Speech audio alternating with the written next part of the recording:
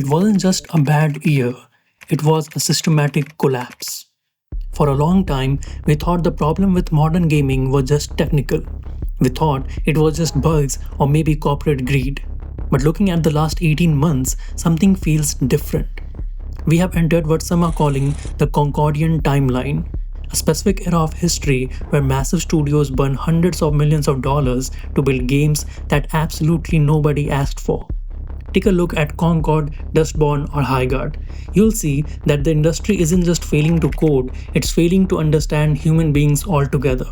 Today, we are going to talk about why these big modern games are dying, and why, for the first time in history, it feels like the developers actually resent the players. Let's start with the technical rot. Somewhere along the line, Gold Master stopped meaning finished game and started meaning minimum viable product. Publishers have adopted a tech startup mentality. They release a $70 broken skeleton of a game and promise that the day one patch will fix it. But the day one patch turns into a year one roadmap. And look at optimization. Developers have stopped optimizing their code because they expect you to buy a $1,000 graphics card and use DLSS or FSR to fix their mess. Upscaling was supposed to be a bonus, now it's a crutch for lazy engineering. But honestly, we could forgive the bugs if the game were actually fun.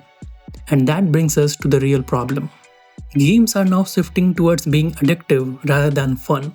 You can design a game to be fun and addictive at the same time, but those are quite opposing goals. Fun respects your time. Addiction demands your wallet.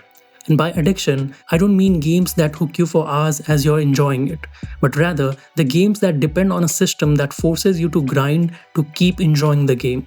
Sometimes they'll keep certain items behind limited time events and make you complete some tasks over multiple days or weeks to unlock them.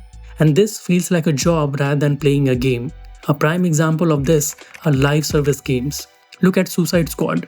You had Rocksteady Studios, the master of single-player narrative, forced to make a live service looter shooter. Why? Because a publisher wanted infinite revenue.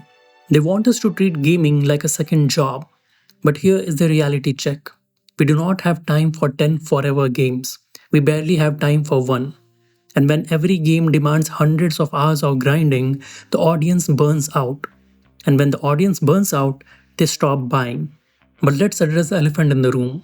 The point that makes Twitter angry but is undeniably true. Modern Western games have an ugly problem. There's a massive disconnect between what players want to look at and what Western developers want to create. Take Concord. This was a hero shooter. The entire genre is built on falling in love with the character's look. And yet, the design was safe, sanitized, and frankly unappealing. Playing as an unappealing character feels like a debuff. It's a penalty. Video games are escapism. We want to be cooler, stronger, and yes, better looking than we are in real life. Compare this to Eastern developers. In Japan, Korea, and in China, they aren't afraid of idealism. They make characters look like heroes. The rule used to be simple. If a character isn't unique, they better be attractive. Western developers have decided to ignore this. They removed the beauty and the uniqueness and left us with the generic. Nobody wants to pay $40 to cosplay as a generic depressed space accountant. So why do they keep doing this? Why do studios keep losing millions of dollars pushing designs and writing that the audience clearly hates? Because the industry has become insular. We have reached a point where developers are making games to impress other developers on social media rather than normies who actually buy the game. It's a culture of toxic positivity. If you criticize the gameplay or the art style, you're labeled as a hater. Valid feedback is ignored. But here is the brutal truth of free market. You cannot gaslight a concurrent player count.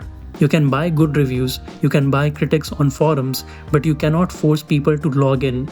The Concordian timeline is what happens when ideology is prioritized over the consumer.